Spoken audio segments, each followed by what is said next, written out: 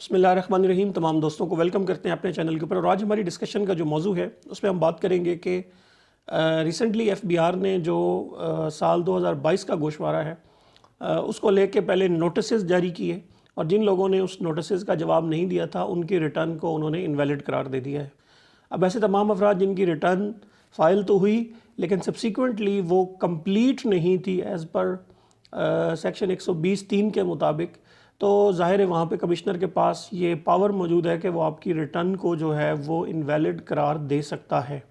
अब जिन लोगों ने अपनी तरफ से रिटर्न भरी हैं, पिछले दिनों मेरे पास एक केस आया, उस बंदे ने या टैक्स पेयर ने अपनी रिटर्न जो है वो फाइल की, बट सब्सिक्वेंटली उसके रिटर्न को इनवैलिड करार दे दिया गया एफबीआर की तरफ से। और वो बंदा जो है वो क्लेम कर रहा था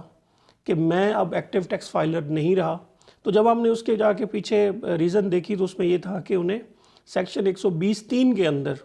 पहले नोटिस जारी किया गया, नोटिस का जवाब उन्होंने नहीं दिया, उसके बाद 120(3) के अंदर ही उसको ऑर्डर कर दिया गया। जब ऑर्डर हो गया तो उसकी जो रिटर्न थी वो इनवैलिड करार दे दी गई। जब इनवैलिड या कलअदम रिटर्न करार दे दी गई तो उसके बाद ज़ाहिर है वो बंदा एक्टिव फाइलर लिस्ट के ऊपर तब तक नहीं आ सकता जब तक इस रिटर्न को वो करेक्ट करके कुरेक्शन के साथ जो है वो रिटर्न ये फाइल नहीं करता। अब थोड़ा सा बात करते हैं कि ये एफबीआर क्यों कर रहा है। जैसा कि आपको पता है कि जब से ये 7E का मामला आया है, जो डीम रेंटल इनकम का कॉन्सेप्ट है, उसके आने के बाद से ऐसे तमाम अफराद जिन्होंने साल 2022 का गोशवारा फाइल करते हुए 7E का जो फॉर्म है वो रिटर्न के साथ सबमिट नहीं कराया था, ऐसे तमाम अफराद को अब एफबीआर जो है वो पहले नोटिस करता है सेक्शन 120(3) के अंदर। अगर आपको ऐसा कोई नोटिस आया है या आता है आपको या आपके किसी क्लाइंट को, तो आपको चाहिए ये कि इदारे को आप प्रॉपरली रिस्पॉन्स करें और उन्हें रीज़न बताएं कि आपने फॉर्म जो है वो फाइल क्यों नहीं किया या उसके ऊपर जो टैक्स था 7E का वो आपने पे क्यों नहीं किया। अब बाज़ अफराद ज़ाहिर है इसको इग्नोर करते हैं और इसकी एक बड़ी रीज़न ये भी है कि बहुत से ऐसे अफराद जिनका पर्टिकुलर जो अपडेट नहीं है, जिनका मोबाइल नंबर या ईमेल जो है वो एफबीआर के साथ अपडेटेड नहीं है, तो जब भी कोई नोटिस आता है तो उन्हें उस हवाले से कोई इन्फॉर्मेशन नहीं होती। ये नोटिस चूँकि ऑनलाइन आता है, आईरिस के अंदर होता है और बहुत से ऐसे लोग जो रेगुलर लोग हैं, जो इंडिविजुअल टैक्स पेयर्स हैं, वो लॉग इन करके अपना अकाउंट जो है वो ज़ाहिर है फ्रीक्वेंट बेसिस पे चेक नहीं कर रहे होते।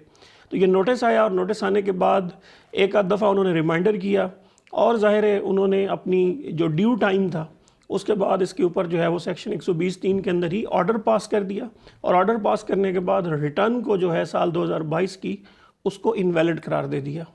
अब जब रिटर्न इनवैलिड हो जाती है तो उसका जो स्टेटस है वो रिटर्न सबमिटेड वाला नहीं रहता। क्यों? क्योंकि वो रिटर्न इनवैलिड या कलअदम करार दे दी गई है। अब अगर आपकी रिटर्न जो है वो इनवैलिड या कलअदम करार दे दी गई है तो उस सूरत में ज़ाहिर है आपका जो एक्टिव फाइलर का जो स्टेटस है वो बड़ा बुरी तरह जो है वो हैम्पर करेगा। तो ऐसे तमाम अफराद अगर जिन्होंने ये रिटर्न भरी है और उसके बाद उनके जहन में ये है कि हम अभी तक भी एक्टिव फाइलर लिस्ट के ऊपर नहीं हैं या हम नॉन फाइलर आ रहे हैं, तो उनको जाके एक दफ़ा अपना जो कंप्लीटेड टास्क है आईरिस के अंदर उस टैब के अंदर जाके देखना चाहिए कि उन्हें किसी किस्म का कोई नोटिस 120(3) के अंदर या ऑर्डर जो है वो 120(3) के अंदर तो पास नहीं हो चुका। अब आ जाते हैं कि अगर एक बंदा जो है उसके पास कोई इन्फॉर्मेशन है और उसने वो टैक्स पे नहीं किया या उसने अपनी जो 7E का फॉर्म है वो फिल नहीं किया, तो उसको चाहिए ज़ाहिर है अगर तो वो नोटिस स्टेज के ऊपर है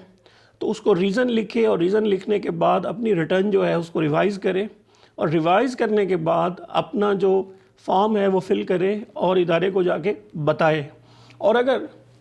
उसका जो नोटिस का स्टेज है वो गुजर चुका है, फ़र्ज़ करें नोटिस हुआ, नोटिस होने के बाद उसे पता नहीं चला और उसके बाद उसके ऊपर ऑर्डर हो गया, तो उस सूरत में आप जाके अपील के अंदर जा सकते हैं और वहाँ से रिमांड बैक केस को करवा के, या अगर आपका बनता नहीं था डिक्लेयर करना तो कैंसिल करवाने के बाद जो है आप कमिश्नर से रुजू करें और उसके बाद अपनी रिटर्न को जो है वो वहाँ पे जाके रिस्टोर करें। जब तक आप रिस्टोर नहीं करेंगे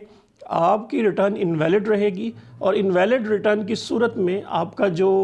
स्टेटस है वो कंटिन्यूसली नॉन फाइलर जो है वो आता रहेगा बेस्ड ऑन द साल 2022। तो ये इशू आ रहा था इनवैलिड रिटर्न के हवाले से इनवैलिड रिटर्न चूँकि एक वैलिड उनके पास जस्टिफिकेशन भी है और उनके पास प्रोविज़न भी है सेक्शन 120(3) के अंदर, तो ऐसे तमाम अफराद जिनको नोटिस आ चुका है वो नोटिस का रिप्लाई करें, अपनी रिटर्न को रिवाइज़ करें और प्रॉपर जाके वहाँ पे 7E डिक्लेयर करें।